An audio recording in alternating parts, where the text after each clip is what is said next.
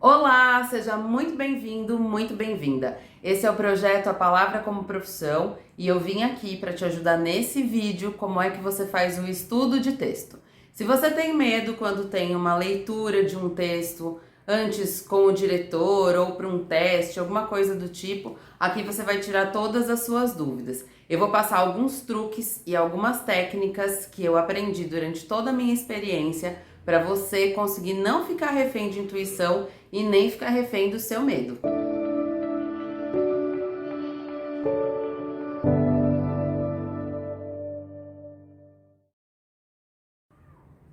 Eu sou Tata Loran, sou atriz, sou locutora profissional, trabalho na área há mais de 14 anos e eu tô aqui para te ajudar com algumas técnicas para você conseguir desenvolver melhor o trabalho com texto. Esses recursos que eu vou passar agora, eles podem ser usados para qualquer tipo de texto.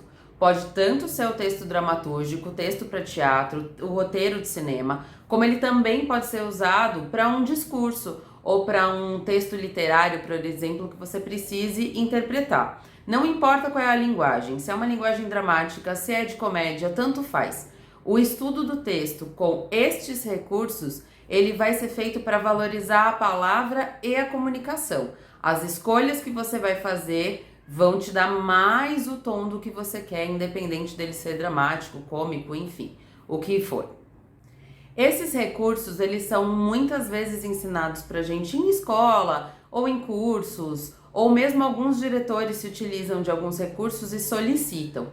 A questão é que normalmente eles não são explicados com muito recurso, eles são explicados de uma maneira mais rápida para a gente executar rápido. E aí existem alguns jogos de cintura que a gente não consegue identificar quando isso é passado pra gente. Então a gente vai ver as nuances que a gente pode criar com isso e você não vai mais ficar com medo de fazer nenhum tipo de texto e você também não vai precisar daquele momento de inspiração, aquele momento onde você tá super com vontade de estudar o texto, porque às vezes a gente tem prazo, normalmente a gente tem prazo e aí a gente precisa entregar o texto quando a gente precisa entregar. Eu vou usar aqui como pretexto para esse trabalho a primeira fala, que é uma fala do Ambrósio de O Noviço, do Martins Pena. É um texto que, se vocês quiserem usar para estudar, ele é muito legal, ele é muito divertido e ele é domínio público. Então vocês acham com muita facilidade o PDF desse texto na internet. Primeira coisa que eu quero falar para vocês é sobre a estrutura da fala, das sílabas, da linguagem. A gente tem as vogais e a gente tem as consoantes. E fica muito mais fácil se a gente entender que as vogais, elas são sons de uma expiração que não é interrompido. Essa interrupção, ela é feita pelas consoantes. Então, o que dá aquela famosa dicção, que é um assunto mais profundo, mas por enquanto vamos parar aqui, o que vai fazer com que essa palavra fique muito clara é como essas consoantes fazem a quebra dessas sonoridades contínuas que são as vogais. E aí a gente vai ter um problema recorrente, que é quando você tem duas vogais unidas. Não importa se essas vogais elas estão unidas dentro de uma mesma palavra ou se elas estão em sequência. Eu vou pegar uma frase aqui do Ambrósio, do Noviço, e aí a gente vai entender um pouquinho melhor como é que isso funciona. Se em algum tempo tiver que responder pelos meus atos, o ouro justificar-me-á e serei limpo de culpa. Eu falei essa frase de maneira bem neutra, só para vocês ouvirem essa frase, tá? E aí aqui, sempre que a gente vai pegar um texto de teatro, é bom a gente pontuar, aliás, qualquer texto que a gente vai interpretar, a primeira coisa que a gente precisa entender é que as frases terminam com uma finalização para baixo. Pensa como notas musicais. A grande coisa que faz a gente perceber muito rapidamente que uma pessoa não tem experiência e que ela não se comunica bem em termos teatrais, em termos de atuação, é o que a gente chama de cantar quando você está falando as frases. E o maior responsável por isso é a finalização de frase. As pessoas têm mania de, quando querem trazer uma emoção, subirem a tonalidade da voz, que ficaria mais ou menos assim. Se em algum tempo tiver que responder pelos meus atos, o ouro justificar-me-á e serei limpo de culpa. Esse culpa que sobe é um tom que faz a gente perder um pouco. E quando você tem um texto inteiro e você vai subindo em todas as finalizações, fica o que a gente chama de efeito cantado. E aí a gente começa a ficar com a partitura vocal muito na orelha e não consegue entender de fato o que está sendo dito nesse texto. Então, primeiro cuidado, principalmente para quem não tem experiência, é cuidar dessas finalizações descerem e não subirem. Outro medo muito recorrente que existe, como por exemplo tem nesse texto, a palavra justificar-me-á. Quando a gente olha isso num texto, isso costuma causar pânico em diversos atores. O segredo aqui, e na verdade no texto inteiro, é que a gente precisa lembrar dessa relação de vogal e lembrar dessa relação de consoante, que é o corte da vogal, e começar a falar sílaba por sílaba. Quando a gente fala sílaba por sílaba, a gente não tem problema com esse tipo de coisa. Outra questão aqui é a ligadura. Imaginem que existe uma ligação entre todas as palavras. Se em algum tempo tiver que responder como se fosse uma coisa contínua, não como se fosse a mesma palavra, mas como se fosse contínua. Algum tempo tiver que responder, as palavras elas estão ligadas e não algum tempo tiver que responder, tá? Eu sei que isso parece não muito fácil de acreditar quando a gente vai fazendo essas divisões, mas normalmente a gente não organiza essa ligadura e o texto fica picotado, ou a gente sai ligando as coisas de uma forma onde a gente não consegue identificar onde uma palavra termina e a outra começa. O segredo é sempre esse recorte de consoantes, e aí a gente consegue falar um texto contínuo que vai fazer com que a linha de raciocínio do público seja mais facilitada, porque ela realmente consegue, no raciocínio dela e no acompanhamento da fala, ligar uma palavra com a outra e entender o raciocínio completo. Mas aqui, quando aparece, por exemplo, no começo desse texto, se em algum tempo tiver que responder esse se em, a gente tem uma grande chance de, porque são duas vogais, uma terminando e uma começando a próxima palavra, virar uma coisa só. Então, virar um cien, vira uma coisa só. Aqui tá, talvez, um grande segredo do que a gente chama de embocadura. Quando a gente tem duas palavras, uma termina com vogal e a outra começa com uma vogal, a gente precisa fazer um recorte de mandíbula. Então, eu preciso, isso vai ser muito rápido, mas eu vou falar cien, ele tem uma micropausa aqui, que fica melhor chamada de mordida. A gente morde esse si, a gente morde esse e, para a gente poder entrar com a próxima palavra. Cien, e aí eu consigo ter as duas palavras com muita clareza. Isso também vai acontecer se a gente tiver na mesma palavra duas vogais seguidas. Aqui, por exemplo, a gente tem o ouro nessa frase. Então, falar o, eu preciso dar uma mordida, ouro. Aqui a gente tem duas vogais diferentes, então não tem essa emenda que ser o ouro, né? Não ficaria emendado desse jeito. Mas existem duas vogais que são especialmente mais difíceis de serem ditas. O i e o u. O a e o o, eles têm uma abertura de boca e uma passagem de ar que traz muita facilidade. Mas quando a gente fala i e quando a gente fala u, a gente precisa de um certo esforço. Senão esse i, ele fica morto, ou u, ele some. Por isso que normalmente, quando tem uma palavra, por exemplo, mudou, a gente ouve muito e tem muito diretor que reclama, que fala ficou mudou e não mudou. E aí o jeito da gente fazer isso é, primeiro, dar aquela mordida na passagem do o pro u, mudou, e dar uma forcinha a mais para esse u sair com vontade e ele ficar claro. Mudou, parece artificial quando a gente faz assim, mas é essencial. Você pode trabalhar com ele exagerado e isso vai melhorando a articulação e essa embocadura, essa mordida entre as vogais. Então, quando você for falar o texto, ele vai sair mudou. ele parece muito mais natural, mas ele precisou de um trabalho técnico de treino, onde você mastigou, podemos dizer assim, essas vogais para que elas saíssem de forma clara. Nesse justificar-me-á, se você for trabalhando sílaba por sílaba, a dicção de sílaba por sílaba, você não vai ter problema. Mas a grande dificuldade é esse me-á, porque ele também precisa dessa mordida. Então essa frase tem em vários momentos a conexão de duas vogais. Então eu vou mostrar esse texto para vocês executando essa mordida.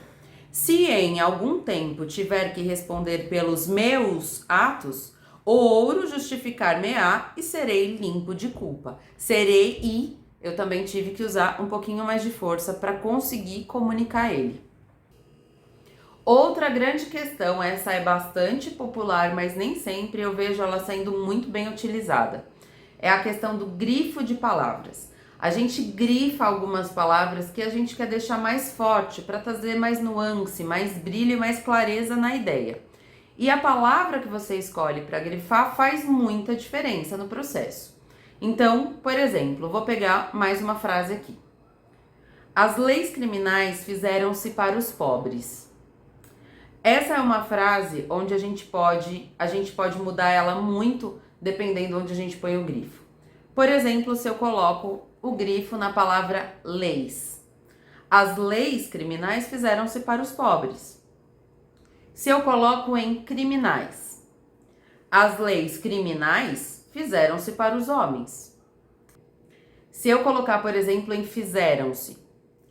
As leis criminais fizeram-se para os pobres. Ou se eu colocar em os pobres, por exemplo. As leis criminais fizeram-se para os pobres.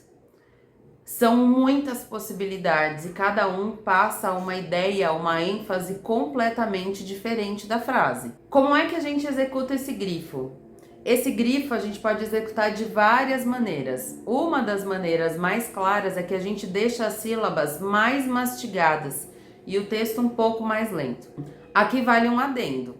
Normalmente, quando a gente começa a ler um texto, principalmente se a gente está muito nervoso, muito preocupado, se sentindo muito exposto, porque sim, a gente pode acostumar com a exposição, mas a gente sempre fica nervoso com ela.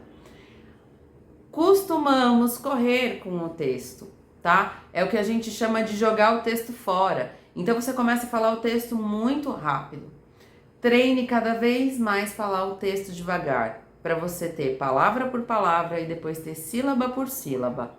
Esse tempo ele é necessário para a gente conseguir ouvir o texto. Para quem está ouvindo o texto, conseguir acompanhar o raciocínio e ter tempo de raciocinar junto. Aqui, por exemplo, eu grifaria as leis criminais, tá? E ficaria alguma coisa assim. As leis criminais fizeram-se para os pobres. Aqui eu estou usando um recurso que é jogar o texto fora. Esse jogar o texto fora não significa que ele não está sendo dito ou que ele não está sendo valorizado. Eu trago uma certa ironia quando eu grifo. As leis criminais fizeram-se para os pobres. Eu deixo claro nessa jogada de texto que eu não dou valor para os pobres. Isso traz uma ironia para o texto que nesse texto realmente existe. Você começa a perceber no próprio estudo de texto, quando você testa grifar uma palavra ou testa grifar outra palavra, por exemplo, você começa a perceber nuances que vão aparecendo naturalmente quando você usa esses recursos. É melhor você procurar esse recurso, que você vai ter uma fala muito mais segura, do que você fazer o contrário. Quando você tenta fazer o contrário, você acaba falando, quero colocar ironia aqui. E aí essa ironia você vai colocar muito, muito provavelmente num cantado na fala. E essa ironia vai sumir e ele vai ficar ruim de ouvir. E vai acabar trazendo para o texto uma partitura muito cansativa. Uma frase que tem aqui que mostra uma confusão que a gente faz na hora do grifo é: vontade forte, perseverança e pertinácia são poderosos auxiliares. Naturalmente, a maior parte dos atores vai grifar aqui a palavra forte e poderosos, porque são palavras que já têm uma força. A questão é, se uma palavra já tem força, ela não precisa que você dê mais força a ela. Senão, ela vai ficar isolada. No final da frase, o público não vai acompanhar o raciocínio, ele vai apenas ficar com a palavra forte e poderosos e não vai compreender a ideia que essa frase estava trazendo para o texto.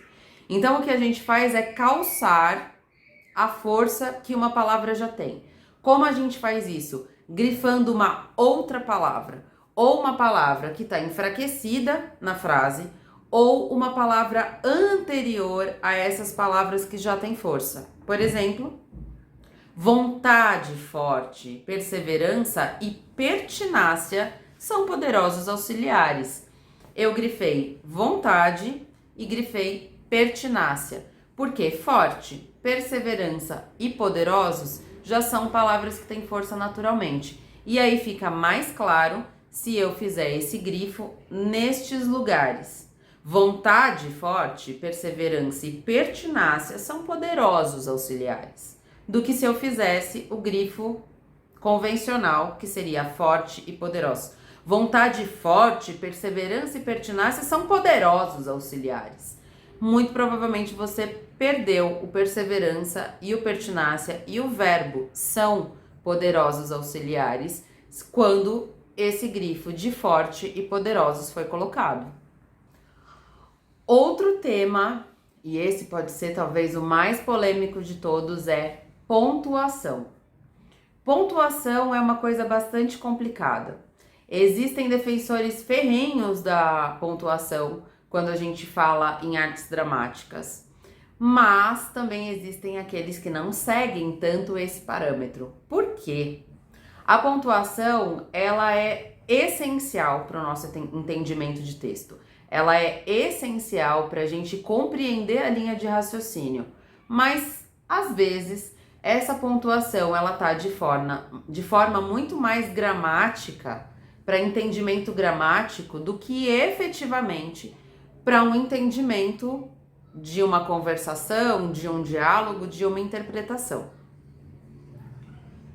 Um exemplo disso seria a frase: mãe, preciso falar com você.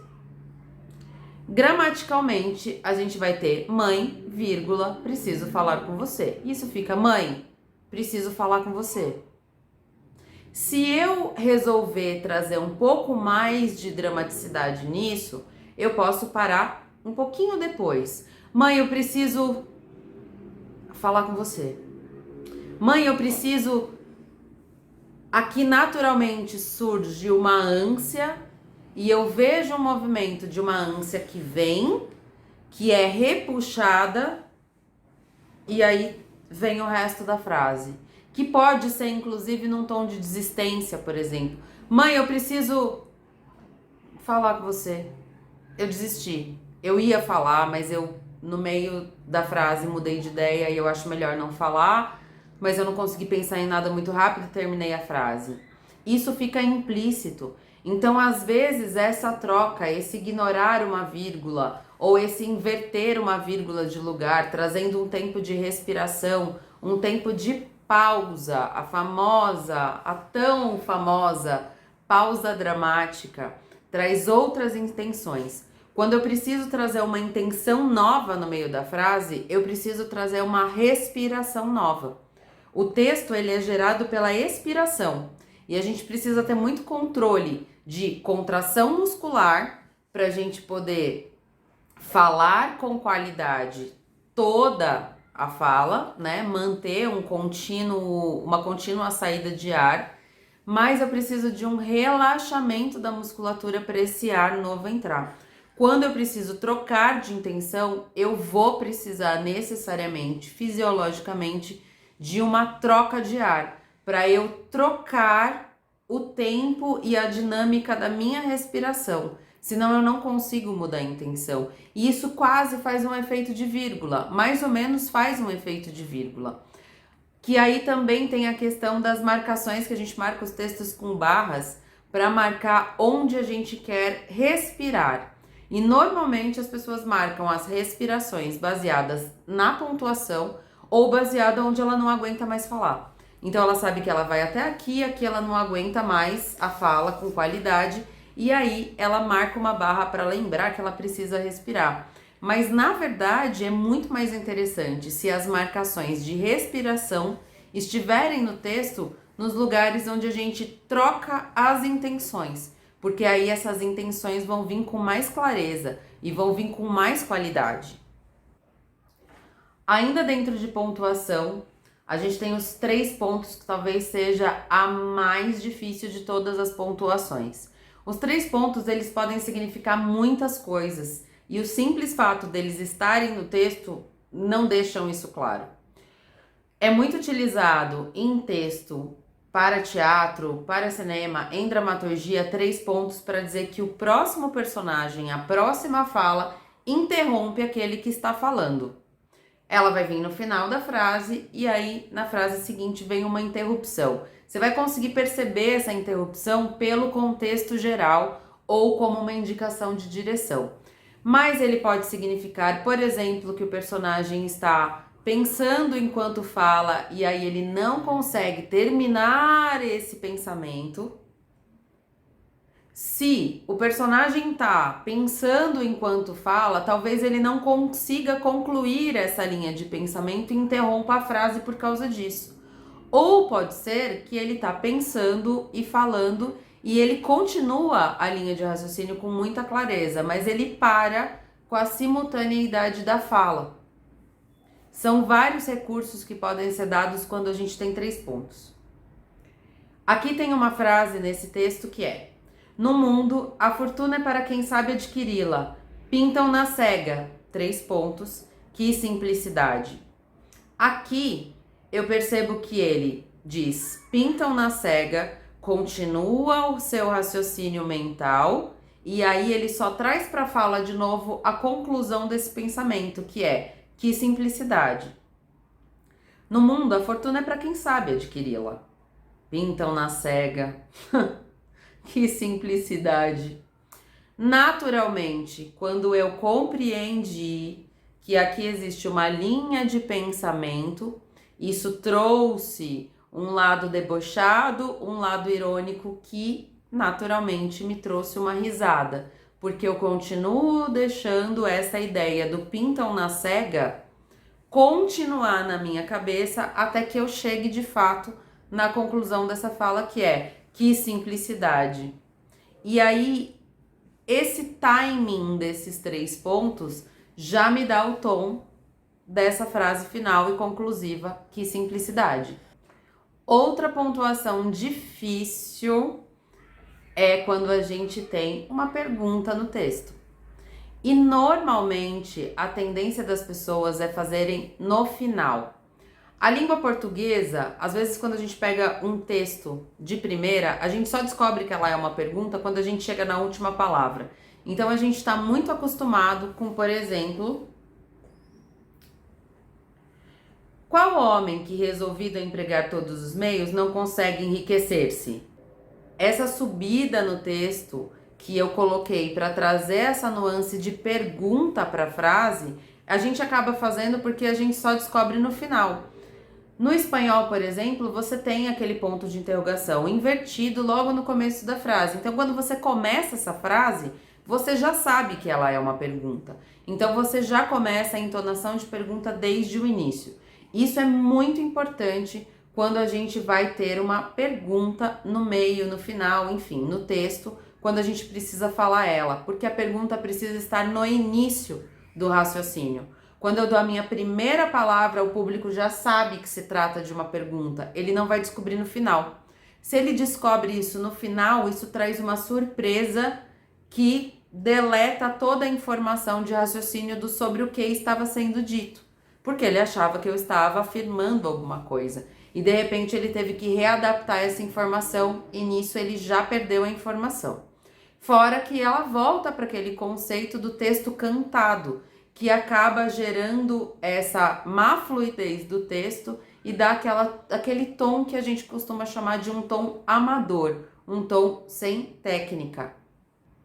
Nessa frase, a gente também pode ter uma mudança de tom. E isso também é uma coisa que eu queria falar. Mudança de tom, quando a gente fala em mudança de tom, pense em notas musicais.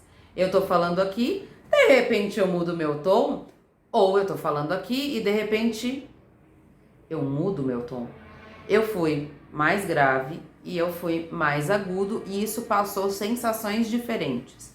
A questão é, mudança de tom não é volume de voz. A gente confunde muito isso quando se coloca num texto para a gente subir o tom, para trazer mais dinâmica para esse texto.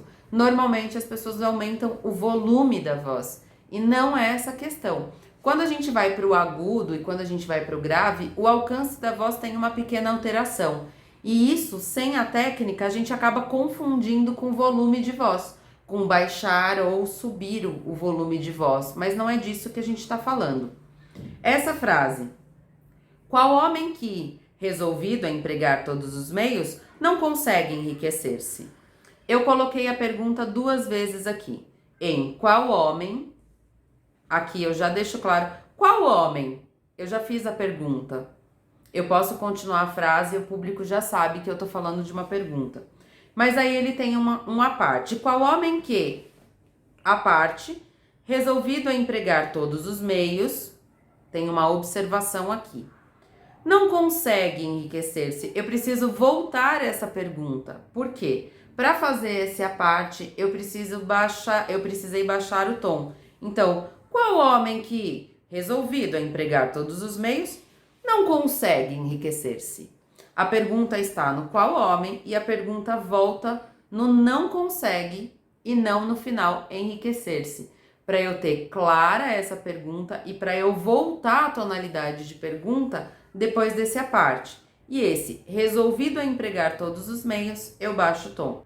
Qual homem que, resolvido a empregar todos os meios, não consegue enriquecer-se? Então, eu desci o tom para resolvido a empregar todos os meios e subi o tom de novo em não consegue enriquecer-se. Bom, eu vou encerrar por aqui alguns desses recursos técnicos. Eu espero que tenha sido útil. Talvez você já tenha visto algum desses recursos, talvez você utilize eles de uma excelente maneira e talvez com esse vídeo você consiga aprimorar e abrir um pouco a cabeça com relação a esses recursos das várias formas como eles podem ser usados. O que eu acho mais legal nesse estudo de texto é que ele pode ser feito tanto num primeiro contato com o texto, logo que você recebe esse texto, você nunca viu, você nunca leu, você pode começar esse estudo e ele vai trazer muito mais profundidade para você na hora que você for dar continuidade a esse trabalho. Como ele pode ser usado no meio, porque você já tem um desenvolvimento corporal, já está ensaiando o texto, já está estudando ele e misturando diversos recursos que não é só esse recurso racional de texto, e aí você pode voltar para ele para você ajustar algumas falas que ainda não estão perfeitas ou melhorar falas que já estão num caminho excelente. E no final do processo, quando tá tudo montado, tá tudo pronto, você também pode voltar para esse estudo, porque ele é excelente para fazer a tal da limpeza do texto. Muito se fala disso, em limpar o gesto, em limpar o texto, e esse é um processo que a gente faz no final. No início, quando a gente começa um trabalho de interpretação, a gente começa a colocar muitos recursos e testar vários recursos para ver o que fica melhor. Quando a gente escolheu esse recurso, a gente precisa limpar, a gente precisa polir, a gente precisa dar uma forma mais clara, mais direta, mais consciente desse movimento. Então, esses recursos também vão servir para se você precisar fazer a limpeza desse texto, não só no início do estudo.